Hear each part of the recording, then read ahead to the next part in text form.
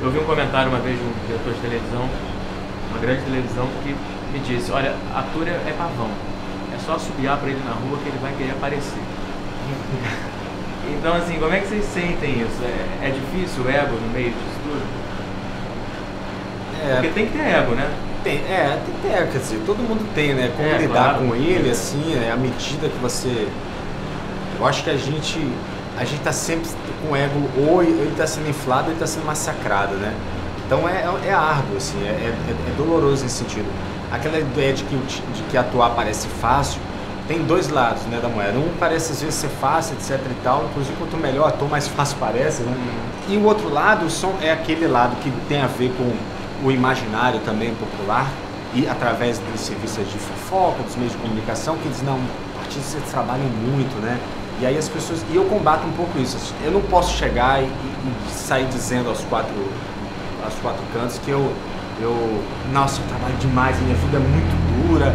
Pô, quando você vê que tem realidades aí de pessoas que trabalham um tempo muito mais do que eu, é claro que o seu segue, levando a ideia do sociólogo, né, do observador, a gente está o tempo inteiro absorvendo e o tempo inteiro metabolizando aquilo para dentro da gente, nosso entendimento, assim, isso é constante, então, mas é muito diferente, eu acho que é uma profissão muito diferente. Agora, por um aspecto ela pode ser mais fácil, pode ser mais engraçado, mais glamouroso, por outro lado pode ser mais difícil, mais árduo, mais doloroso, mas se o cara de fato ele tem uma comunicabilidade, tem uma capacidade, mesmo que o cara seja desprovido de qualquer consciência sobre o valor daquele negócio, mesmo que ele esteja ali quase de oba-oba, mas se o cara realiza aquilo, tem lugar para ele também.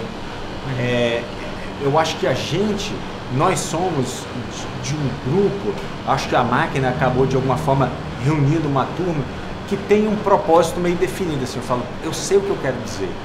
Eu acho que isso é talvez a consciência de uma identidade artística, e isso faz com que nossas escolhas talvez sejam mais precisas, talvez sejam mais chatas, talvez sejam mais acertadas, mas é que eu queria só fazer esse adendo, assim, porque eu, na verdade, estou defendendo, não é nem o colega que entra no trabalho sem saber e realiza, eu estou defendendo meu passado, sabe? Eu passei as minhas 15, 16, 20 primeiras peças, eu topei fazer,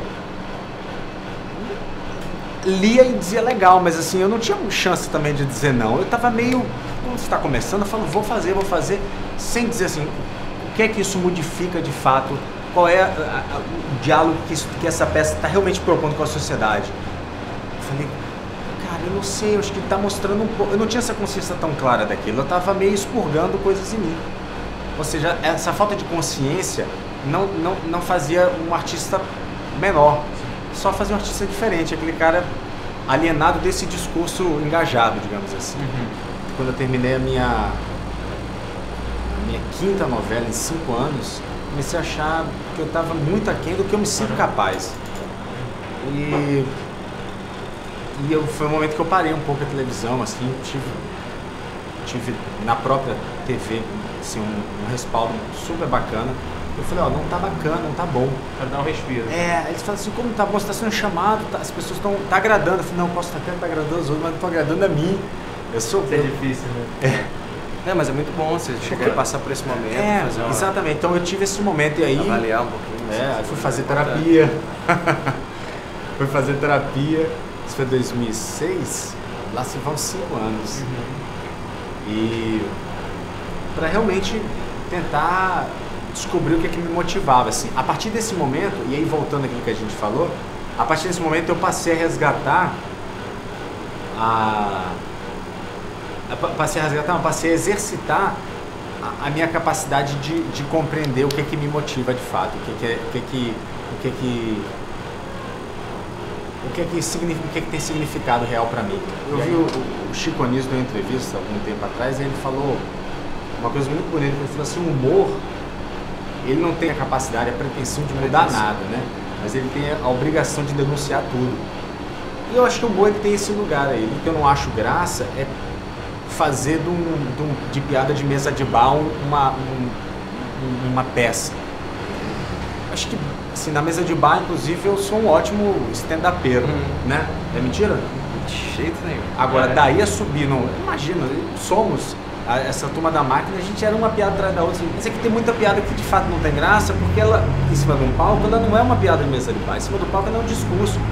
E às vezes, assim, pra falar um pouco da minha experiência pessoal, agora que eu tô fazendo Tapas e Beijos, faço um personagem, ele é um bígamo, ele assumidamente, ele é infiel, ele tem uma mulher em casa com filhos, toda hora tem um filho a mais, acabei de gravar que ele tem mais um filho. Eram 2, 3, agora já são 4, dizendo que vai largar o tempo inteiro e tem uma amante fixa ali. Mas pro público torcer por aquele casal, e aí voltando pra minha experiência mais ainda em relação a esse personagem, é o personagem mais desonesto, mau caráter que eu já fiz, porque não é mau caráter só porque ele trai a mulher dele, porque você não sabe o que ele conversa em casa. Talvez dentro de casa a mulher diga assim, olha, tem uma outra vida e tá tudo certo, são os acordos deles. Ele não é mau caráter por isso, não é mau caráter porque ele trapaceia.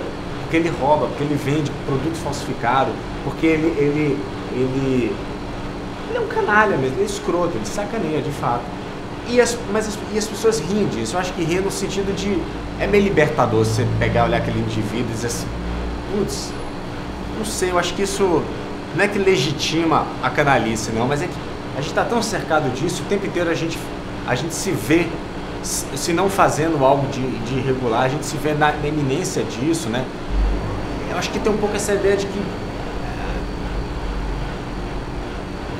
todo mundo é passível de, não só de erro, mas que isso seria uma forma de justificar. Mas todo mundo tem algum aspecto canalha aí nessa história, sabe? E isso se revela através do humor. As obras televisivas ou não, ou de teatro também, ela talvez um pouco tenha um discurso ali embutido por baixo, mas por outro lado também reflete um pouco arquétipos que são da própria sociedade.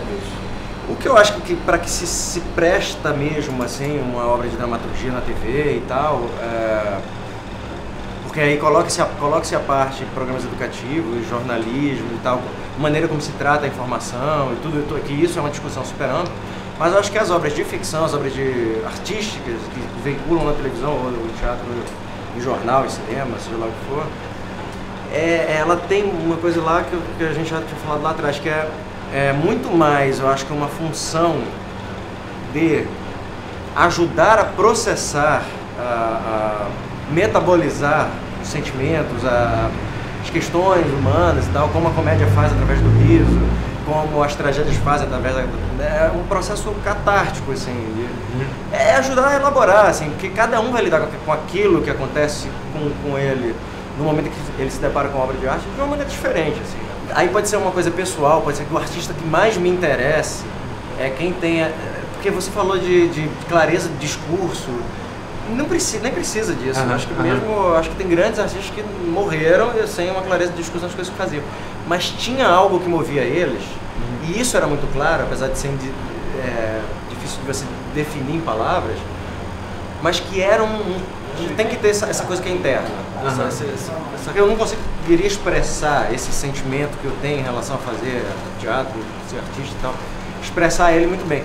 Mas pra mim é muito claro, o que me obriga, que da primeira vez que eu subi no palco, que me obrigava e dizia, agora você vai ter que conviver com isso, seja a minha profissão principal, mas você vai ter que conviver com isso. E é uma coisa que eu não vou procurar resposta, assim, dizer, e escrever um tratado sobre o que me faz. Pra mim isso é suficiente, essa resposta que eu não consigo ver, mas que eu consigo compreender, pra mim tá bom. Só o pretexto a gente se encontrar, mas até para chupar um colégio a gente tava. Pelo menos um ano. Longe das câmeras.